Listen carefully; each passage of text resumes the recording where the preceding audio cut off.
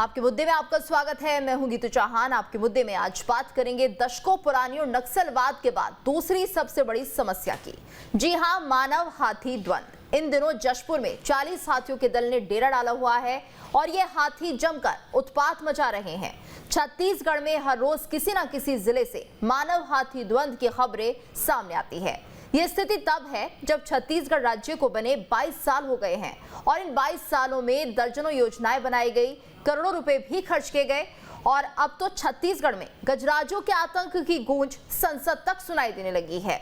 इस शीतकालीन सत्र में रायगढ़ सांसद गोमती साय ने यह मसला उठाया, जिस पर केंद्रीय मंत्री अश्विनी चौबे ने जवाब भी दिया। आज चर्चा इसी मसले पर कि इंसानों और हाथियों की नहीं, मुनाफे की क्या ज्यादा चिंता है। आखिर क्यों लेट लतीफी बढ़ती जा रही है प्रोजेक्ट एलिफेंट को लेकर। 22 साल में करोड़ों रुपए और दर्जनों योजनाओं के बाद भी समस्या का समाधान क्यों नहीं निकला। इन तमाम सवालों के जवाब ढूंढेंगे, लेकिन उससे पहले देखिए ये रिपोर्ट।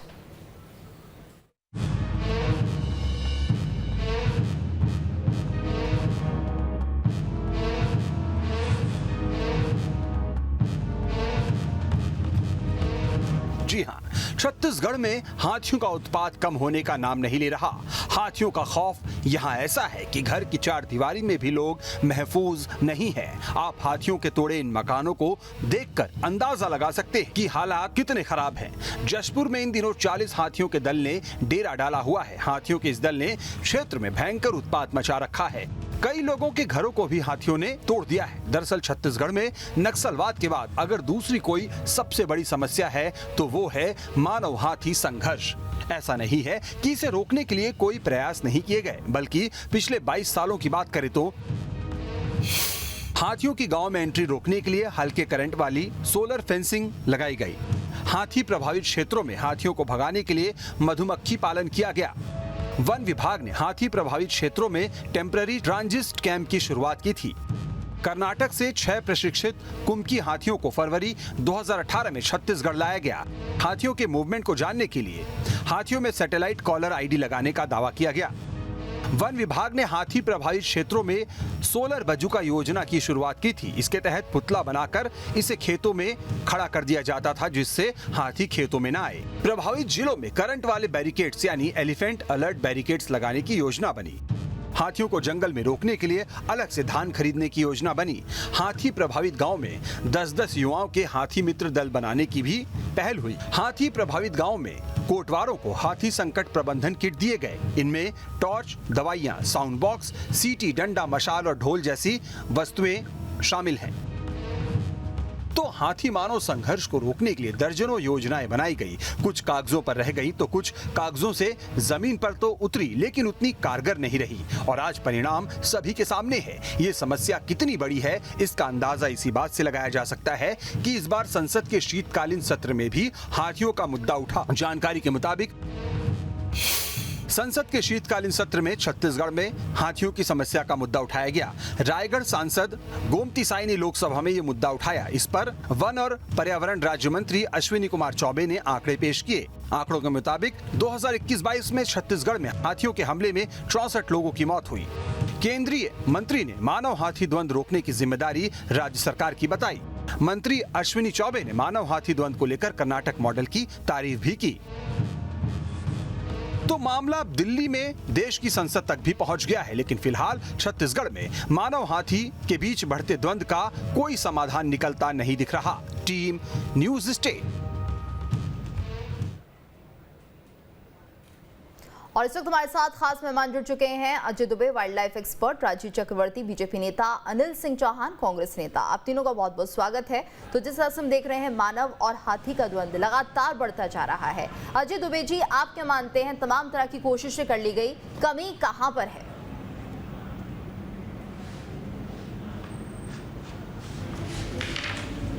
देखिए, वाइल्ड लाइफ जो मैनेजमेंट होता है उसमें हाथियों के संबंध में छत्तीसगढ़ सरकार कहीं ना कहीं जो wild life institute of India की जो रिपोर्ट आई थी कि हाथी इंसान का कॉन्फ्लिक्ट मैनेजमेंट कैसे किया जाए, वह महंगी रिपोर्ट थी, सरकार के टेबल पे है और आज 2-2.5 साल हो गया उस टेबल, वो जो रिपोर्ट है उसमें कोई एक्शन नहीं हो रहा है।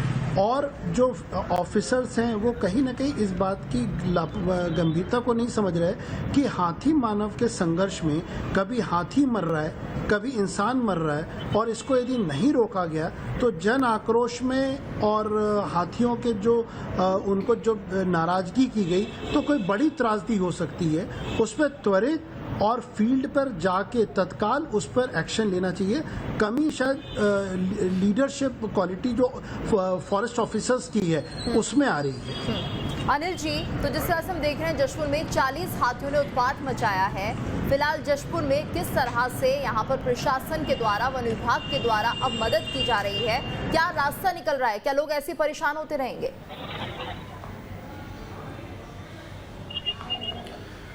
देखिए गीतू जी, मैं तो थोड़ा सा हमारे एक्सपर्ट से कुछ मामलों में असहमत हूँ। मेरा मानना ये है कि मानव हाथी द्वंद्व को रोकने के लिए एक दूरगामी योजना भी बननी चाहिए और केंद्र और राज्य के समन्वय से काम होना चाहिए।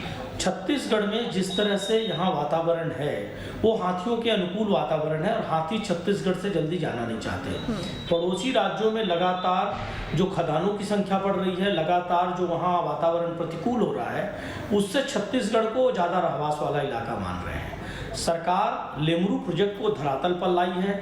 1995 वर्ग किलोमीटर जगह उनके लिए संरक्षित किया जा रहा है जंगल। लगातार मानव हाथी द्वंद्व रोकने के लिए सजग ऐप, रेडियो कॉलरिंग और कई ऐसी योजनाएं हैं जिसके माध्यम से सरकार ये प्रयास कर रही है कि मानव हाथी द्वंद्व रुके और ना मानव को जान माल का नुकसान हो, ना हाथियों की जान। लेकिन अनिल जी, ये प्रयास लेकिन देखिए क्या होता है कि इस मामले के लिए अनिल जी, क्या ये जो कोशिशें आप कर रहे हैं निश्चित रूप से रंग ला रहे हैं। मैं आपको बता दूं, विगत वर्षों में जो आंकड़ा था उससे बेहतर हुए हैं आंकड़े और लगातार मानव हाथी द्वंद्व को रोकने में हम सफल भी हो रहे हैं, लोग भी जागरूक हो रहे हैं। इसमें देखिए जितना सामाजिक सरोकार की आवश्यकता है उतना ही केंद्र और राज्य सरकार के समन्वय की भी आवश्यकता है, क्योंकि हाथी किसी राज्य की सीमा को नहीं जानते। यहाँ केंद्र की सरकार को, जैसा कि अभी आपके लोकप्रिय चैनल में ही बताया गया कि माननीय जो वन मंत्री हैं अश्विनी कुमार जी, उन्होंने कहा कि वो राज्य का विषय है। क्या हाथी अपने किसी सीमा को जानते हैं कि ये छत्तीसगढ़ की सीमा है, ये झारखंड की सीमा है, ये उड़ीसा की सीमा है, हमको यहाँ नहीं घुसना चाहिए, यहाँ केंद्र और राज्य सरकार के बीच समन्वय है, यहाँ भाजपा की ही सरकार है, यहाँ ठीक होगा। तो देखिए वन्य प्राणियों के संरक्षण के लिए जितनी इच्छा शक्ति के साथ राज्य की माननीय भूपेश बघेल जी की सरकार काम कर रही है, आवश्यकता यह है कि केंद्र की राज्य सरकार भी उतनी ही संजीदा होकर इस विषय पर राज्य से कोऑर्डिनेट करे, फंड उपलब्ध कराए और दूसरे स्टेटों के बीच एक कोऑर्डिनेशन कमेटी बने जिससे मानव हाथी द्वंद्व को रोकने के लिए एक सजग पहल हो सके। ये बहुत आवश्यक है गीतू जी। और दूसरी बात मैं आपको बताना चाहूंगा कि जो सरकार है उसने संवेदनशील होकर काम किया है। जंगलों में हाथियों को रोकने के लिए उनके रहवास को सुरक्षित किया गया है। सैकड़ों की संख्या में एनीकट और तालाबों का निर्माण किया गया है। लगातार लोगों को जागरूक किया जा रहा है। समस्या इस बात की है कि एकदम से किसी चीज को नहीं रोका जा सकता। मानव हाथी द्वंद्व को रोकने के लिए मैं फिर कहूंगा आपसे, दूरगामी योजना बननी चाहिए। तत्कालीन योजनाएं तो बननी ही चाहिए जिससे द्वंद्व रुके, लेकिन दूरगामी योजनाएं भी बननी चाहिए जिससे यह द्वंद्व रुक सके और मानव का और इस महत्वपूर्ण वन्य जीव दोनों की सुरक्षा हो सके। राजीव जी, तो क्या केंद्र जिसमें कि बीजेपी की सत्ता है, सरकार है, वहां से कोई मदद नहीं मिल रही है छत्तीसगढ़ को कि एक रास्ता निकाला जाए? लेमरू प्रोजेक्ट भी कहीं ना कहीं समझ में नहीं आ रहा है कहां चला गया ये प्रोजेक्ट जो हाथियों के लिए था, लेकिन अब हाथी दर दर भटक रहे हैं, उन्हें उनका जंगल नहीं मिल रहा, जाए तो जाए कहां? जी देखिए, सबसे पहले मैं आपको बता दूं, ये राजनीतिक समस्या नहीं है, ये प्राकृतिक समस्या है। मनुष्य अपनी हवस में, कोयले की हवस में, लोहे की हवस में, लकड़ी की हवस में लगातार जंगलों को काट रहा है और जानवर बेचारे जाए तो जाए कहाँ, वो सड़कों पर है। और उनके नाम पर यहाँ पर अभी ये देखने को मिल रहा है कि तमाम योजनाएं जो है वो कागजों में है और हाथियों के नाम पर लोग हाथी बनते जा रहे हैं उस पैसे का दुरुपयोग करकर। अब देखिएगा वन कर्मियों की क्या, कुछ वन कर्मियों जो कुछ लोग हैं उन हाथियों के प्रोजेक्ट के नाम पर वो हाथियों के जैसे मोटे होते जा रहे हैं, उनकी चमड़ियां मोटे, उनकी। तो इन पर कार्रवाई क्यों नहीं होती? कार्रवाई होती है। अभी जब कार्रवाई होती है, देखिए अभी राज्य शासन ने तो अपना ये डब्ल्यू खोला इकोनॉमिक, लेकिन ESW उसका कुछ दिख नहीं रहा। हमारी ईडी जरूर कार्रवाई करती है और कुछ लोग उसकी चपेट में आए हैं। फिर ये लोग कहते हैं कि ये राजनीतिक प्रतिशोध है। ये राजनीतिक प्रतिशोध नहीं है। अगर जितनी हमने 2018 में जो छोड़ा था, उनकी योजना, लेमरू प्रोजेक्ट, ये सारे प्रोजेक्ट को अगर ये अच्छी तरह से धरातल पर लाते, उस पर मैदानी काम करते, तो मैं ये नहीं कहता कि ये समस्या खत्म हो जाती, लेकिन समस्या में बहुत कमी आ जाती, बहुत कमी आती। आज जो द्वंद्व देखने को मिल रहा है, वो द्वंद्व बहुत कम हो जाता। और जैसे एनिमल एक्सपर्ट बैठे हैं, दुबे साहब, वो कह रहे थे कि हमें उनके बिहेवियर को समझना होगा। तो ये लॉन्ग टर्म, और अनिल जी जो कह रहे हैं, मैं उनसे भी सहमत हूँ, ये लॉन्ग टर्म प्रोसीजर, ये लंबी कार्य योजना लेके हमें चलना होगा। आज तो हालात ये है कि पिछले दिनों महासमुंद मैंने रायपुर की राजधानी से चंद किलोमीटर की दूर पर हाथी आ गए थे। तो बहुत संजीदा होकर सरकार को, ये भ्रष्ट अधिकारियों को हटाकर बहुत दूरदर्शिता के साथ और बहुत संजीदा होकर इस योजना को, कार्य योजना को अमली जामा पहनाना होगा। नहीं तो फाइलों में तो बहुत सारी योजनाएं चल रही है, कॉलर आईडी भी लग गई साहब, और पता नहीं रहता। कॉलर आईडी में तो दिखता है कि मैप पे कहां पर उनका झुंड पहुंचा, लेकिन लोगों को पता नहीं रहता। हाथी आ जाते हैं, रातों को लोगों को मार देते हैं, जंगल की झोपड़ियों को नष्ट कर देते हैं। कोऑर्डिनेशन की कमी भी है राजीव जी, आप ये मानते हैं? जो वन विभाग के कर्मचारी हैं या फिर जो वन विभाग के अधिकारी हैं, ग्रामीणों के साथ सही से कोऑर्डिनेट नहीं कर पा रहे, उन्हें समझा नहीं पा रहे हैं, क्या ऐसी भी कोई व्यवस्था, ऐसी भी कोई आप कमी यहाँ पर देख रहे हैं? हाँ, बहुत बहुत नितांत कमी है। कोऑर्डिनेशन जो तारतम्य होना चाहिए, जो एक आपस में जो तालमेल होना चाहिए, वो तालमेल और तारतम्य की दोनों की बहुत कमी है। केंद्र ने यथोचित दिया रुपए, राज्य शासन ने भी संचित करके रखा है, लेकिन कमी कहाँ हो रही समझ में नहीं। हाथी भी वितरण कर रहे हैं, लोगों का झोपड़ी तोड़ रहे हैं, ग्रामीणी कोई फसल चौपट कर रहे हैं, और योजनाएं बड़ी बजट खर्च भी हो रही है। तो ये जो इसके ऊपर जो भ्रष्टाचार हो रहा है, उस भ्रष्टाचार पे लगाम लगाना बहुत आवश्यक है। और जो उनके लिए जो संरक्षित क्षेत्र किया गया है, तो वो उस क्षेत्र में हाथियों को भेजकर उसे बड़े बड़े बेड़े लगाकर, देखिए आप दूसरे राज्य में, कर्नाटक में से मुक्ति पाली है। बहुत पहले हम सुना करते थे आसाम में ये बहुत बड़ी समस्या हुआ करती थी, आसाम में आज ये खबरें आती नहीं है। तो जब वहां पर मुक्ति पा लिए हैं, जो बहुत बड़ा क्षेत्र हुआ करता था जंगल में, हम क्यों नहीं पा सकते जी? और वहां पे देखिए द्वंद्व भी नहीं हो रहा ना, कर्नाटक में द्वंद्व हो रहा ना, आसाम में। बहुत ऐसे पड़ोसी राज्य हैं जिन्होंने समस्या पर कहीं ना कहीं अंकुश लगा लिया है। अजय जी, आप क्या मानते हैं, अभी फिलहाल जो स्थिति बनी हुई है, कहीं ना कहीं हम देख रहे हैं कि एक तालमेल की कमी हो सकती है। जो वन विभाग के अधिकारी हैं या फिर जो कर्मचारी वहां पर हैं, ग्रामीण क्या उनकी बात सुनते हैं, या फिर ग्रामीणों का तरीका अलग है, क्योंकि उन्हें कहीं ना कहीं अपनी दिनचर्या और अपनी खेती किसानी भी करनी है। ऐसे में क्या आपको लगता है किस तरह की बातचीत होनी चाहिए, कैसे समझाया जाए कि वो अपने आप को सुरक्षित रख सके?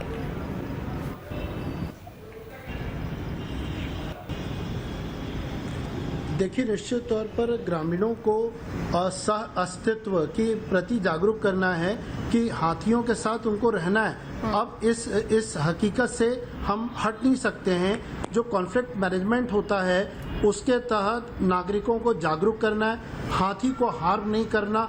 जो प्रिकॉशनरी मेजर्स होते हैं, उनको हमें अडॉप्ट करने के लिए नागरिकों के लिए बाकायदा एक प्लान छत्तीसगढ़ फॉरेस्ट के पास है, लेकिन हम ये देख रहे हैं कि उस पर फॉरेस्ट के अधिकारी सीरियसली एक्टिव नहीं है। दूसरी बात, छत्तीसगढ़ को तत्काल भारत सरकार के साथ मिलके जो राज्य जहां से हाथी आ रहे हैं और जो राज्य छत्तीसगढ़ की बॉर्डर से जुड़े हैं, बंगाल से, झारखंड से, जो हाथियों का कॉरिडोर है, मध्य प्रदेश से, उड़ीसा से, झारखंड से, इन राज्यों के साथ एक इंटीग्रेटेड प्लान बनाना है कि हाथी जो मूवमेंट करता है छत्तीसगढ़ में, उसको थोड़ा रोका जाए।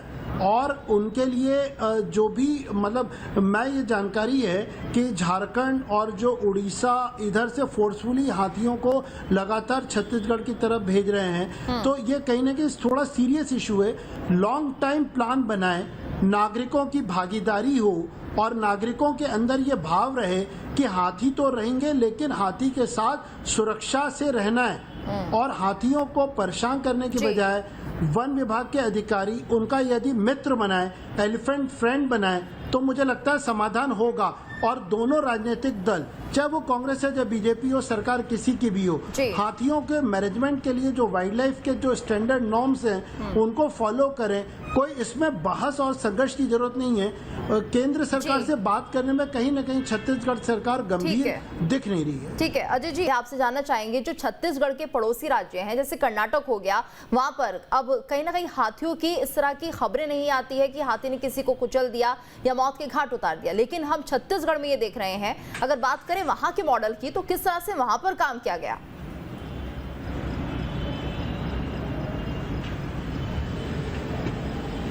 देखिए, कर्नाटका की जो कॉन्फ्लिक्ट मैनेजमेंट है इंसान और हाथियों का, उसको वहाँ पे वहाँ की सरकार ने गंभीरता से लिया।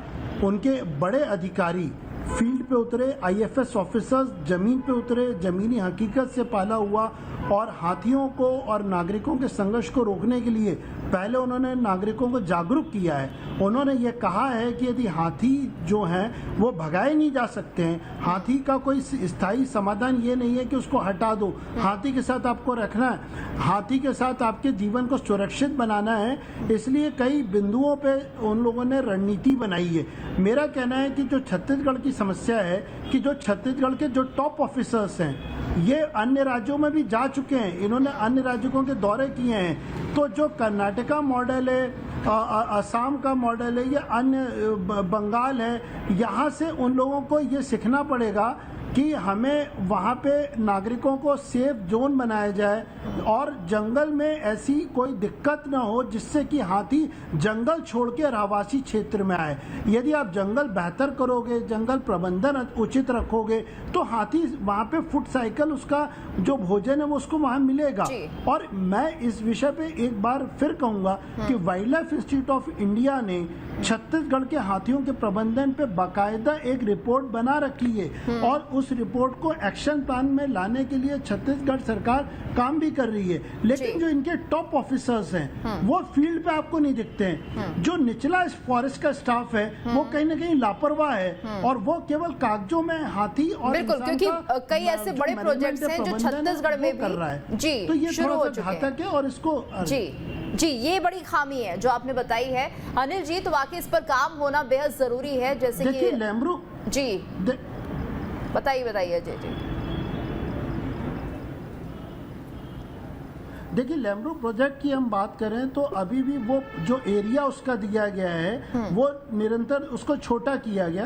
तो हाथी जैसे वाइल्ड लाइफ जो एंडेंजर्ड स्पीशीज में है उसके लिए थोड़ा बड़ा इलाका दें, थोड़ा वोट बैंक की पॉलिटिक्स को दरकिनार करके उसकी भी केयर करेंगे तो निश्चित तौर पर परिणाम बेहतर रहेंगे। जी अजय जी राजीव जी, तो जिस तरह से 15 साल आपकी सरकार थी लेकिन उस दौरान भी हाथियों के जंगल के वास के लिए कुछ किया नहीं क्या, और तमाम तरह के प्रोजेक्ट उस वक्त भी चलाने की बात कही जाती थी लेकिन उस दौरान भी कहीं ना कहीं इस समस्या का समाधान नहीं निकला।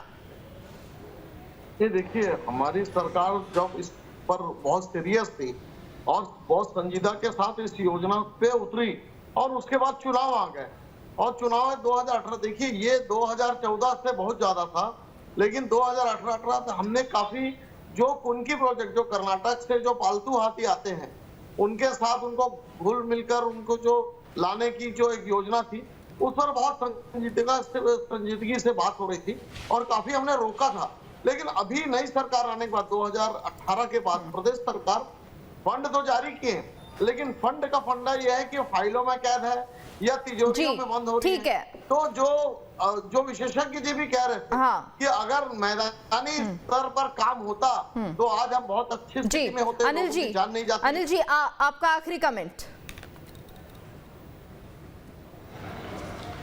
मैं जीतू जी एक ही बात कहूँगा कि 2008 में लेमरू प्रोजेक्ट अपनी रूपरेखा लेने लगा था लेकिन 2018 तक, बल्कि मैं कहूँ 2006 से 18 तक 12 वर्षों तक इन्होंने एक महत्वपूर्ण प्रोजेक्ट को रोक दिया। ये कह रहे हैं कि जब चुनाव आ रहा था तब हम तैयारी में थे लेकिन चुनाव आ गया फिर हम हार गए, इसलिए हम हाथियों के लिए कुछ नहीं कर पाए। एक्चुअली देखिए जीतू जी, 2004-05 से ही हाथियों की समस्या इस प्रदेश में होने लगी थी और प्रदेश की सरकार को सजग होने का मतलब यही है कि समस्या के आने के पहले या समस्या की शुरुआत में ही उसके समाधान का रास्ता बनाएं। ये भारतीय जनता पार्टी की संवेदनहीनता थी। ठीक है, और ठीक आज है। भी मैं आपको कहूंगा ये राजनीतिक आरोप प्रत्यारोप नहीं है। तो अभी भी केंद्र सरकार अगर संजीदा हो जाए और सभी नहीं, स्टेट गवर्नमेंट आपने के सही साथ कहा, कोऑर्डिनेट ऐसा करके नहीं इसे होना बड़ा चाहिए। कदम आरोप बड़ी प्रत्यारोप से पॉलिसी ऊपर बनाए। उठकर अब इस सोचना समस्या को चाहिए काफी आखिर हद किस तक तरह किया से जा सकता है। हाथियों को कंट्रोल किया जाएगा और कैसे इस समस्या से निजात पाई जाएगी। बहुत बहुत शुक्रिया आप सभी का हमारे साथ इस चर्चा में जुड़ने के लिए। और इसी के साथ इस खास पेशकश में इतना ही।